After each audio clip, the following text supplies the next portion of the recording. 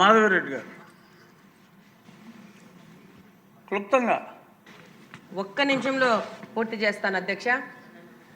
2014-19లో లక్ష్మీనగర్లో 992, అలాగనే చలమారెడ్డిపల్లిలో 1440 ఇల్లులు టిడ్కో ఇల్లులు కేటాయించారు అధ్యక్ష. 19వ సంవత్సరంలోనే మంత్రి గారు వచ్చి లబ్ధిదారులకి డ్రా ద్వారా ఇల్లులు కూడా అలాట్ చేయడం కూడా జరిగింది అధ్యక్ష. కానీ పెండింగ్ పనులు ఏంటంటే రోడ్లు, మంచినీళ్ళు, కరెంటు కనెక్షన్ ఇస్తే 2-3 నెలల్లో ఆ పనులు అయిపోతే వాళ్ళ లబ్ధిదారులకి వాళ్ళ ఇల్లులు ఇచ్చే పరిస్థితిలో కడపలో టిడ్కో ఇల్లులు ఉన్నాయి అధ్యక్ష. దానికోసం 19వ సంవత్సరంలోనే ఫేజ్ 1లో 12 కోట్లు, ఫేజ్ 2లో 12 కోట్లు ఇవ్వడం కూడా జరిగింది అధ్యక్ష.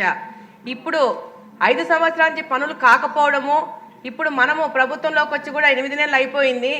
లబ్ధిదారులు 2 బెడ్రూమ్లు తీసుకున్న వాళ్ళు లోన్లు కడుతున్నారు, అటువైపు వాళ్ళు రెంటెడ్ హౌసెస్లో ఉండి అక్కడ రెంట్లు కూడా కట్టుకుంటున్నారు అధ్యక్ష.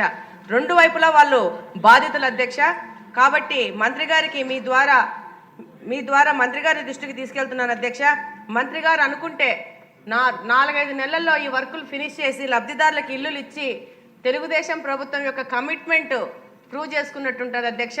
తప్పకుండా మంత్రి గారు దీని మీద సత్వరంగా చర్యలు తీసుకొని కడపలోని టిడ్కో ఇల్లు లబ్ధిదారులకి వెంటనే ఇల్లులు అందే విధంగా ప్రయత్నిస్తారని కోరుకుంటున్నాను అధ్యక్ష. థ్యాంక్ యూ అధ్యక్ష.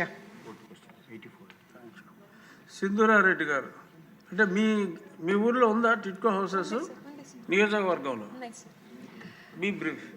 సార్, 2018 సంవత్సరంలో చంద్రబాబు నాయుడు గారు